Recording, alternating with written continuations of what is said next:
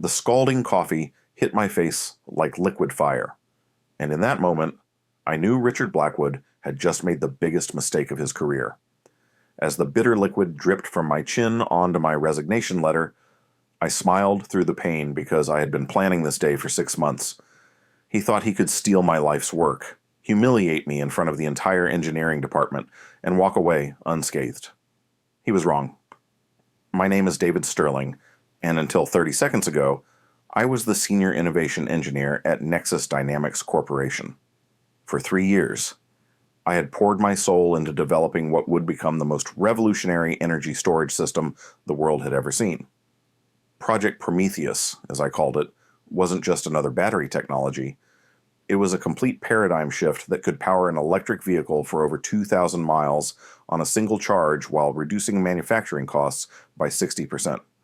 The irony wasn't lost on me that Prometheus, the titan who stole fire from the gods, would be the perfect metaphor for what I was about to do to Richard Blackwood. But let me start from the beginning, because revenge is a dish best served with proper context.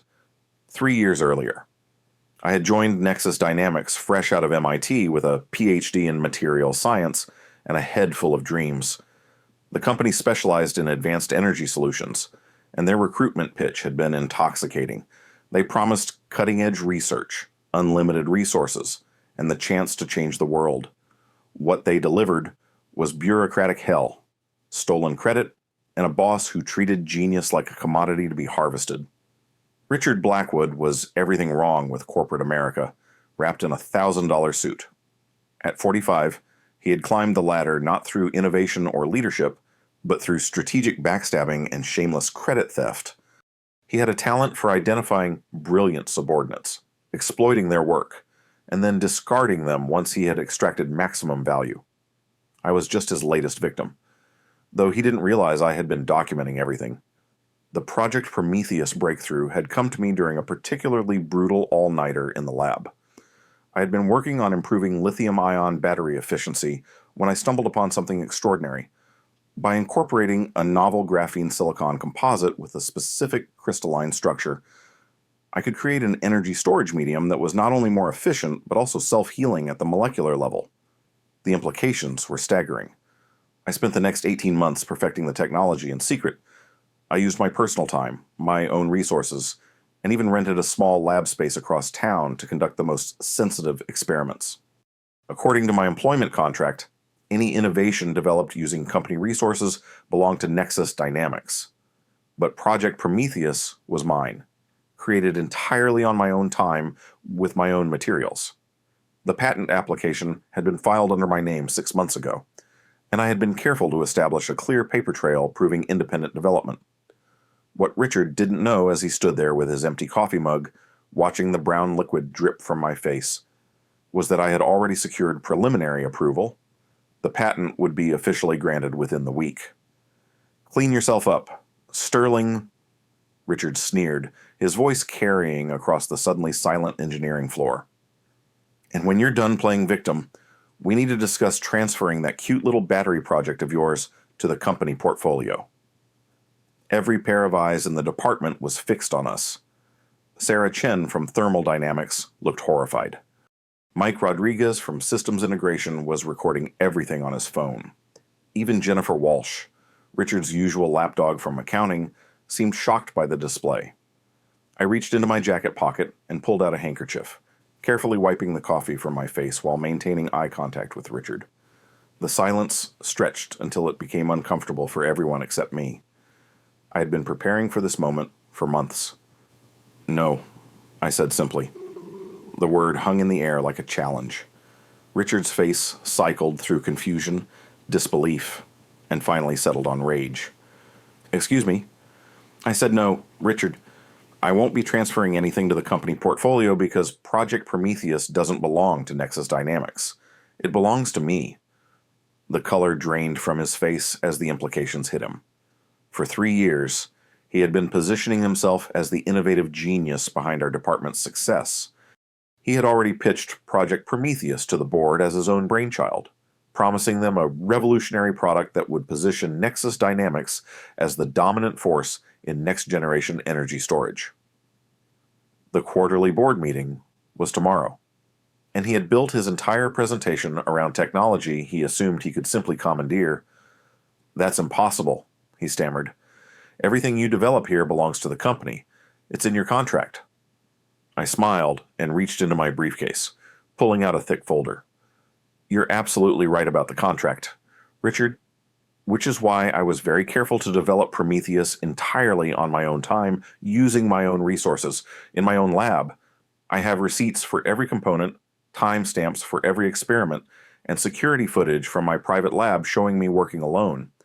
The patent application was filed under my name as an independent inventor." The folder hit his desk with a satisfying thud. Inside were copies of every document, every receipt, every piece of evidence that established my sole ownership of the technology. I had been meticulous, knowing this day would come.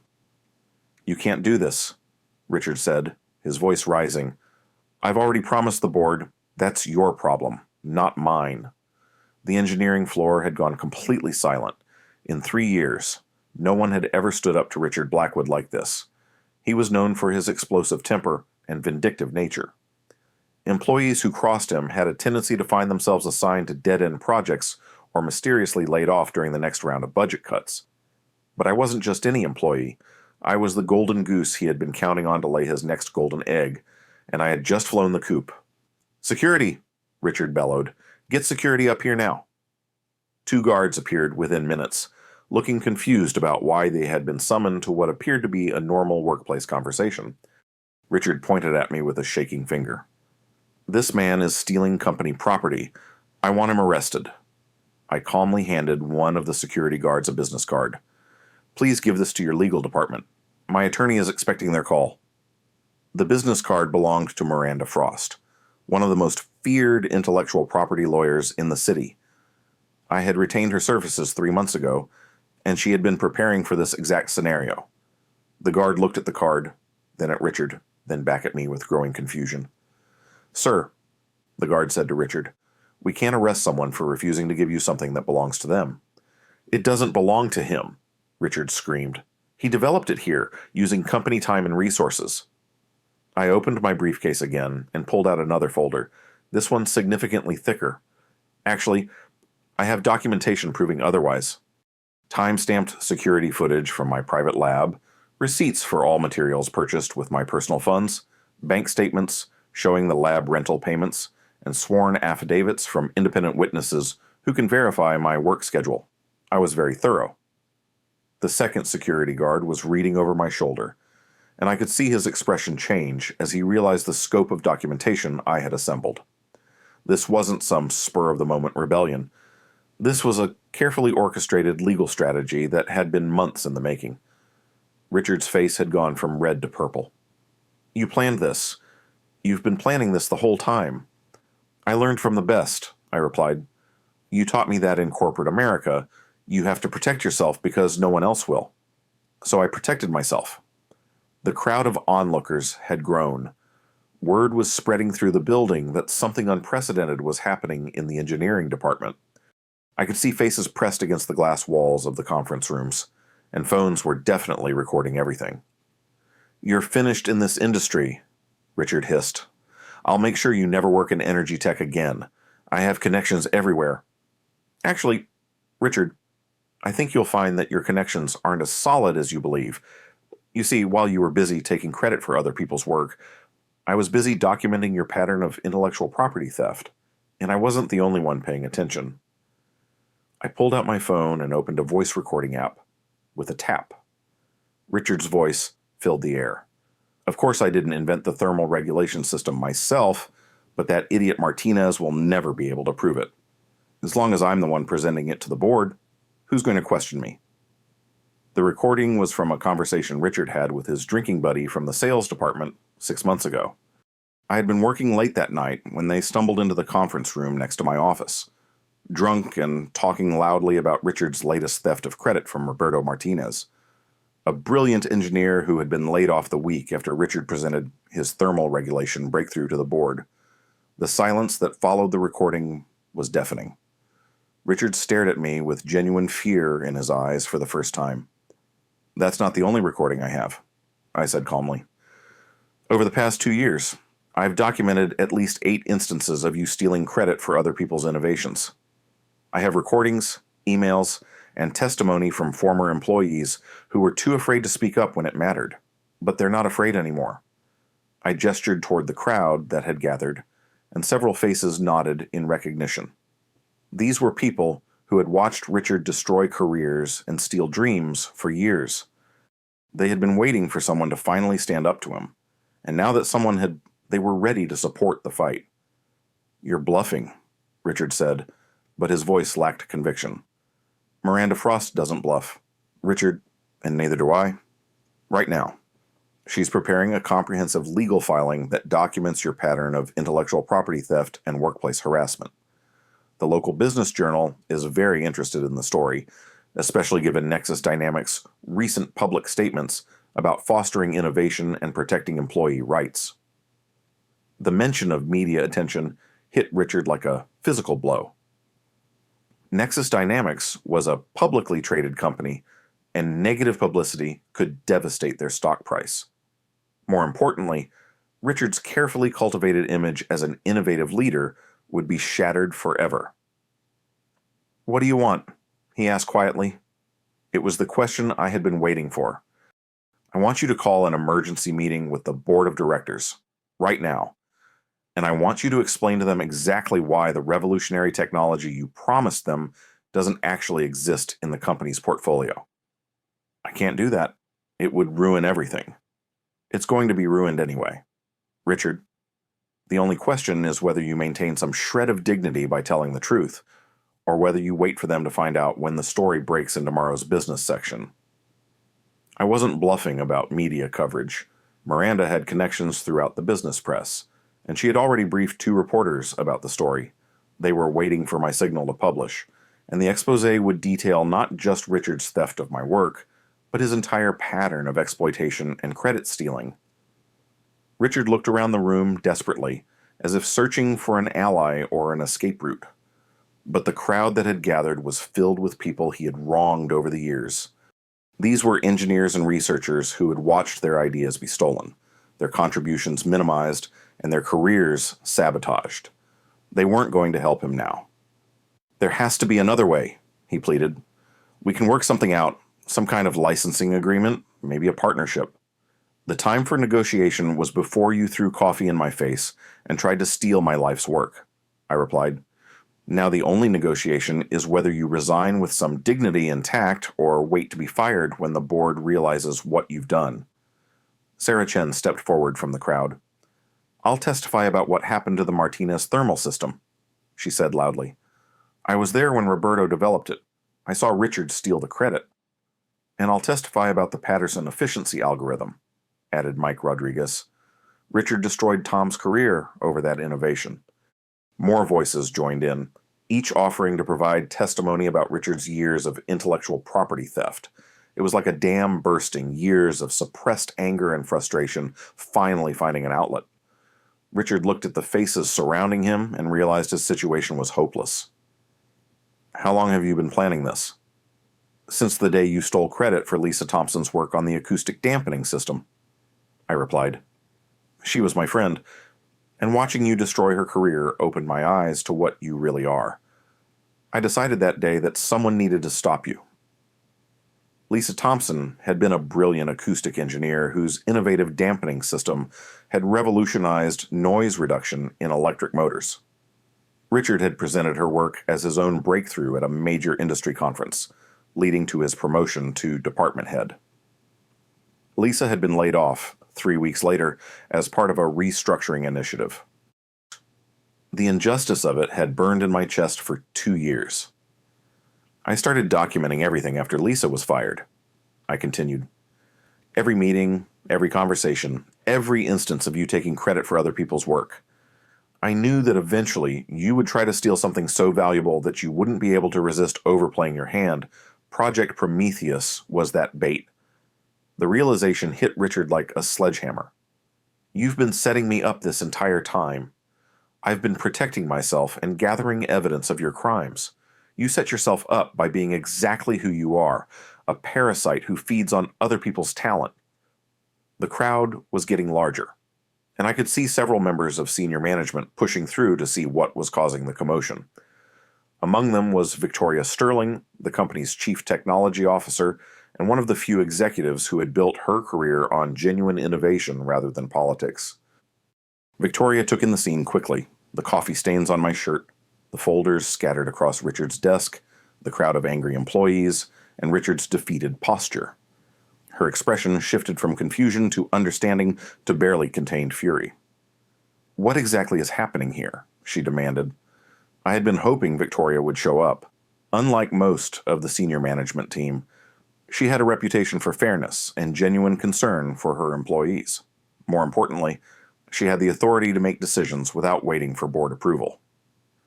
"Richard just tried to coerce me into transferring ownership of my patent to the company," I explained calmly. "When I refused, he assaulted me by throwing hot coffee in my face. I was just explaining to him why that was a mistake." Victoria's eyes narrowed as she noticed the coffee stains and the still damp patches on my face and shirt. "Richard, is this true?" Richard opened his mouth to deny it, but Mike Rodriguez held up his phone. "I got the whole thing on video, including the part where he threw the coffee." "Show me," Victoria commanded. The video was clear and damning. It showed Richard's escalating anger, his demands that I transfer my patent, my calm refusal, and finally, his explosive reaction when he grabbed his coffee mug and hurled the contents at my face. The audio was equally clear, capturing his threats and my composed responses. Victoria watched the entire video in silence, her expression growing darker with each second. When it finished, she looked at Richard with unconcealed disgust. "Clean out your office," she said quietly. "Security will escort you from the building in 30 minutes. "Victoria, you don't understand," Richard began desperately. "This patent is worth millions. I was just trying to protect the company's interests by assaulting an employee and attempting to steal his intellectual property. It's not theft. Everything developed here belongs to the company." I stepped forward and handed Victoria one of my evidence folders. "Actually, I developed this technology entirely on my own time using my own resources. The documentation is all here, including proof of independent development and patent filing." Victoria flipped through the folder quickly, her eyebrows rising as she absorbed the scope of documentation I had assembled. "This is incredibly thorough," she said.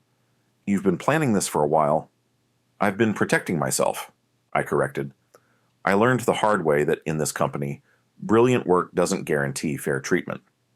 She continued reading, and I could see her putting together the pieces. "These references to other stolen innovations. Are you saying this is part of a pattern?" "I'm saying that Richard has built his entire career on stealing credit from subordinates. I have documentation of at least 8 instances over the past 3 years, including recordings of him admitting to the theft." Victoria's face went pale.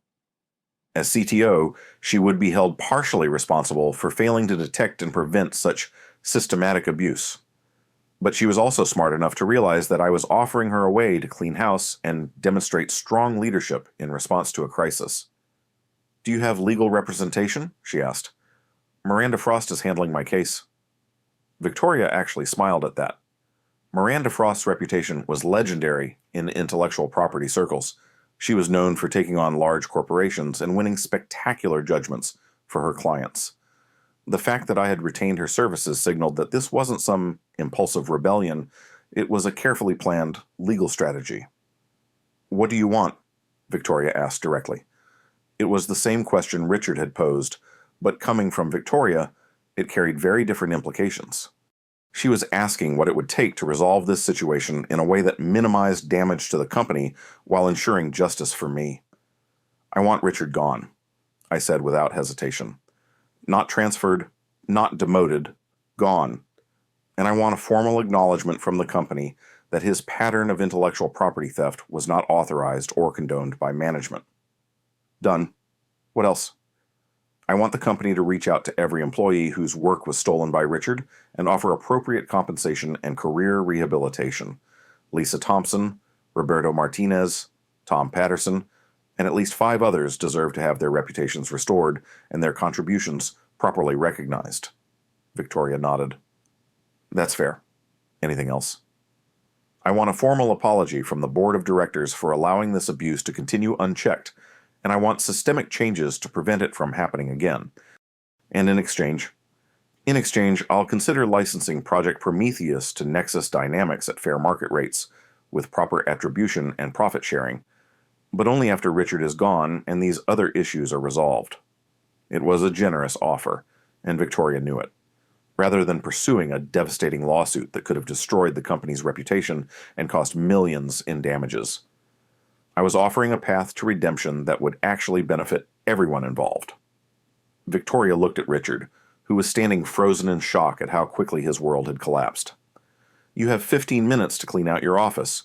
Security will escort you out after that.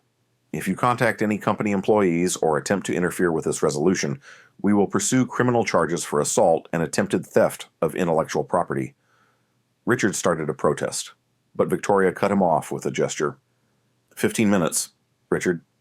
Don't make this worse than it already is." As Richard stumbled away toward his office, Victoria turned back to me. "I owe you an apology," she said. "This should never have been allowed to happen." "The apology I need isn't from you," I replied. "It's from the system that enabled it. But this is a good start." The crowd was beginning to disperse, but many of my colleagues stopped to shake my hand or offer words of support. Sarah Chen approached with tears in her eyes. "Thank you," she said simply. "Roberto was my mentor, and watching Richard destroy him almost made me quit engineering entirely. What you did today, it matters." Similar sentiments came from others who had witnessed Richard's abuse over the years. It struck me that my act of rebellion hadn't just been about protecting my own work. It had given voice to years of accumulated frustration and injustice. Mike Rodriguez handed me a business card. "My brother runs a startup in Austin that's developing next-generation solar technology," he said. "If you ever get tired of corporate politics, he could use someone with your expertise." I tucked the card into my pocket with a smile. Options were good to have. Victoria was still examining my documentation when I approached her again. "There's something else you should know," I said. "Richard made promises to the board about Project Prometheus that he can't keep. Tomorrow's quarterly meeting is going to be very uncomfortable for him." "What kind of promises?" "He told them he had developed revolutionary battery technology that would make Nexus Dynamics the dominant player in energy storage. He was planning to present it as his own innovation." Victoria closed her eyes and rubbed her temples. "How bad is this going to be?" "That depends on how you handle it. If you get ahead of the story and present it as decisive action against intellectual property theft, you could actually come out looking stronger. But if you try to cover it up or minimize it, the media attention is going to be brutal." She opened her eyes and looked at me with newfound respect. "You really have thought this through, haven't you?" "Revenge is a dish best served with comprehensive preparation," I replied. Over the next 2 hours, everything moved with remarkable efficiency. Richard cleaned out his office under security escort, looking like a man who had aged 10 years in a single afternoon. Victoria called an emergency meeting with the senior management team to brief them on the situation and begin damage control. I provided additional evidence and documentation to support the investigation into Richard's pattern of abuse. By the end of the day, Nexus Dynamics had issued a preliminary statement acknowledging that they were investigating serious allegations of intellectual property theft by a former employee. They emphasized their commitment to protecting employee rights and fostering genuine innovation. Miranda Frost arrived just as the building was emptying for the evening. She reviewed everything that had happened and pronounced herself satisfied with the initial response. "This is exactly what we hoped for," she told me as we sat in the conference room reviewing the day's events. "Victoria Sterling has a reputation for ethical leadership, and she's handling this exactly right. We should be able to reach a comprehensive settlement within 2 weeks." "What about the other victims of Richard's theft?" "That's where this gets interesting." Miranda smiled. "Several of them have already contacted my office. They want to file a class action lawsuit against Richard personally for career damages and lost earnings. With your evidence as the foundation, we have a very strong case." The prospect of Richard facing personal legal consequences for his years of abuse was deeply satisfying. Corporate executives who destroyed careers rarely faced individual accountability for their actions. "There's one more thing," I said, pulling out a sealed envelope. "Richard doesn't know about this yet." Miranda opened the envelope and read the contents, her smile growing wider with each paragraph. "David, this is brilliant. Absolutely brilliant." The document was a formal complaint I had filed with the Patent and Trademark Office, alleging that Richard had attempted to fraudulently claim ownership of my innovation. If proven, it would permanently bar him from holding any position involving intellectual property management at any company. "I filed it this morning, right before the confrontation," I explained. "I wanted him focused on the immediate crisis so he wouldn't think about the long-term implications." Miranda laughed. "You've just ended his career permanently. No company will ever trust him with proprietary technology again." As we left the Nexus Dynamics building that evening, I felt a profound sense of completion. For 2 years, I had watched Richard destroy careers and steal dreams while the corporate system protected him. But that system had also provided me with the tools I needed to bring him down: documentation requirements, legal protections for intellectual property, and corporate policies designed to prevent exactly the kind of abuse he had been perpetrating. The irony was perfect. Richard had taught me that in corporate America, you had to be ruthless to survive. He just never expected me to be better at ruthlessness than he was. 3 weeks later, I sat in a conference room at Nexus Dynamics signing the final settlement agreement. The company had agreed to license Project Prometheus for an upfront payment of $12 million plus royalties, with full attribution to me as the inventor. They had also established a compensation fund for the 8 engineers whose work Richard had stolen over the years. Richard had been fired from every board position he held and was facing personal lawsuits totaling over $50 million. The Patent Office had launched a formal investigation into his business practices, and the SEC was reviewing whether his misrepresentations to investors constituted securities fraud. But the most satisfying outcome was the message I received from Lisa Thompson. She had been hired as the Chief Innovation Officer at a major renewable energy company, and her new employer had specifically cited the restoration of her reputation as a factor in their decision. "Thank you for giving me my career back," she wrote. "I never thought I'd work in engineering again after what Richard did to me. Now I'm leading a team of 50 researchers, and we're developing technology that could change the world." As I signed the final document, Victoria Sterling shook my hand.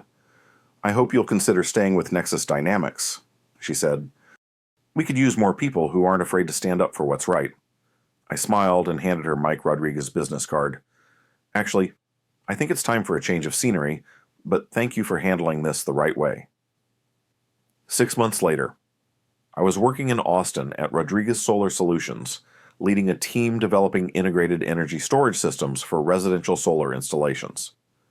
Project Prometheus had evolved into something even more revolutionary: a complete home energy management system that could eliminate dependence on the electrical grid entirely. The technology was everything I had dreamed it could be, and for the first time in my career, I was working with people who valued innovation over politics. I still followed news about Nexus Dynamics occasionally. Victoria Sterling had been promoted to CEO and was transforming the company culture with remarkable success. Employee satisfaction was at an all-time high, and they had just announced 3 major breakthrough technologies developed by their internal research team. Richard Blackwood, meanwhile, had filed for bankruptcy and was working as a consultant for a small engineering firm in Phoenix. His career in corporate leadership was over, and his reputation in the industry was permanently destroyed. Sometimes people ask me if I regret how I handled the situation. They wonder if I could have resolved things more diplomatically, perhaps through internal channels or quiet negotiation, but I don't have any regrets. Richard had spent years destroying people's careers and stealing their dreams. He had operated with impunity because he assumed that talented people would always be too afraid or too naive to fight back effectively. He was wrong about that, and I'm glad I was the one to prove it. The best revenge isn't just success. It's using your success to create a better world for everyone else.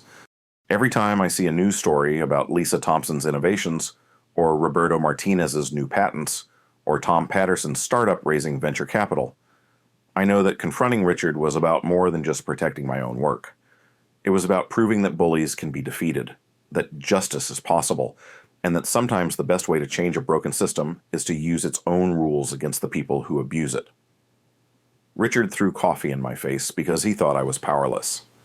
He discovered that power doesn't come from position or politics. It comes from preparation, principle, and the courage to act when action is required. And that was a lesson he'll never forget.